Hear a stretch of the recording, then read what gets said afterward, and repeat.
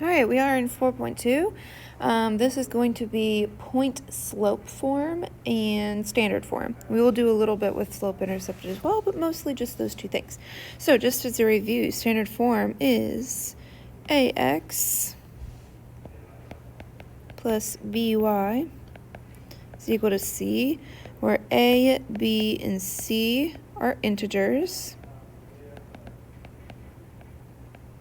meaning that they are whole numbers. We don't have any fractions or decimals.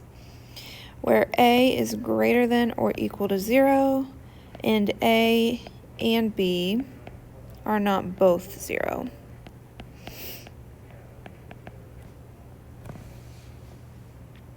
So we're going to use that idea of AX plus BY equals C for this first example. A group of 48 people is traveling to a nature preserve in a small and large van. The small van can hold up to 8 people, so I know my small van has 8 people, and the large van has 12 people. So write an equation where X represents small vans, so I'm going to circle that one, and Y represents my large vans. So my small van has 8 people, so I'm going to use 8 people with my X because that represents small vans. And my large van, which is Y, has 12. So 12 goes with my Y because that is what represents my large vans. And if I am putting people into vans to go someplace, that means that I'm adding those together. So that would then equal my 48 total people. So how many small vans will they need if they take only 2 large vans? So what we're going to do is we've set up our equation. We're just going to exchange that Y with that 2. So I'm going to have 8x plus 12. And then I'm going to put in 2 here for Y equals 48. So I have 8x plus 24 is equal to 48. I'm going to subtract 24 from both sides. And that would mean that I have 8x is equal to 24. So my x is equal to 3 because I'll divide both sides by 8. So this is in standard form because I have ax plus by equals c. And that's how I can use standard form to solve equations. So we won't do a ton with standard form. We're going to mostly be working with point slope form, but I wanted to give you kind of a reminder of what that was. So point slope form looks like this. It has y minus y1, where this is just a y point,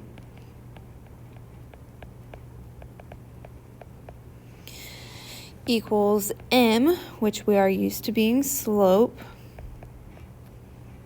And then in parentheses, I'm going to have x minus x1. And my x1 is going to be an x coordinate.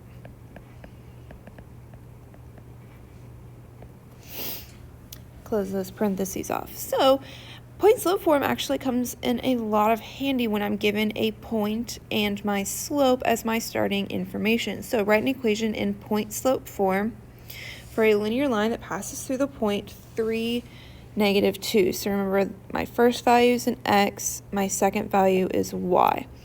So I have y minus y1 equals m x minus x1. And everything that I have pointed out what it means is what I'm going to be filling in. So x and y we leave alone. Oops, let's use a pen. So this is going to stay, and my x value will stay. So I'm going to leave y, and I'm going to leave x alone. Everything else will change to become a number. So I should have something in here for y1, for m, and for x1. So I'm going to have 3, put my subtraction signs in here, there we go. 3, which is my x value, so where I see x1 is where I'm going to plug in that 3. I have negative 2 for my y value, so I'm going to plug in that negative 2 where I have y1. And then I'm told that I have a slope of 1 over 4. And that's all I have to do. I am going to simplify this, so if I have y minus negative 2, that really means that I have y plus 2 is equal to 1/4 x minus 3. And that's all I'm going to do with this one. It doesn't ask me to do anything else with it. It just says write it in point slope form. So that's all I'm going to do with it. All right, so now I'm asked to write 3 different equations. So we now know 3 different ways to write an equation. We know point slope, we know slope intercept, and we know standard form. And we're going to write it with a point of 5, 1, and a slope of negative 2 over 3. So it's really easy to write an equation when I have a point and a slope, because my point slope form, remember, is y minus y1 equals m x minus x1. So I'm going to leave that y alone. My y value is 1, so minus 1 equals, I'm told that my slope is negative 2 over 3.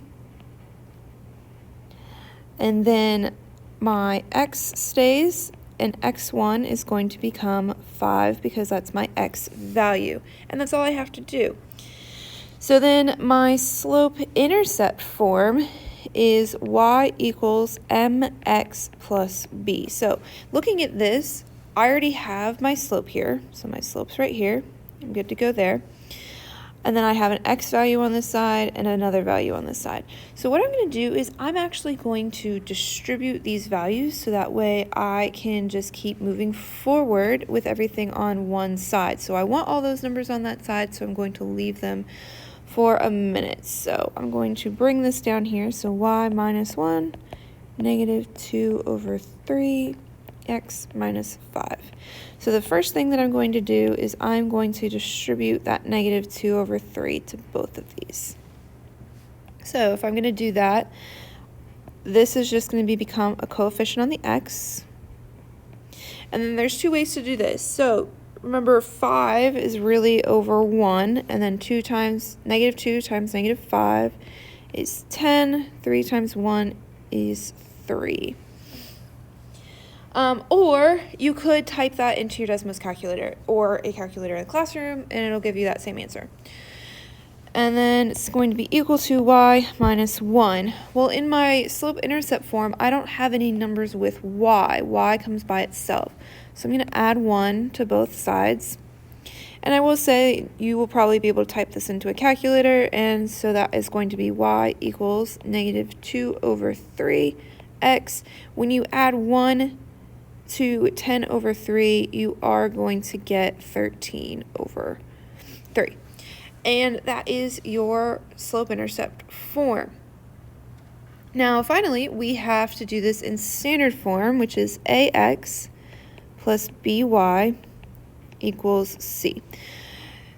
My standard form says that x and y should be on the same side. So I'm going to have, this is my original. I'm just going to take my slope intercept form and write it down here.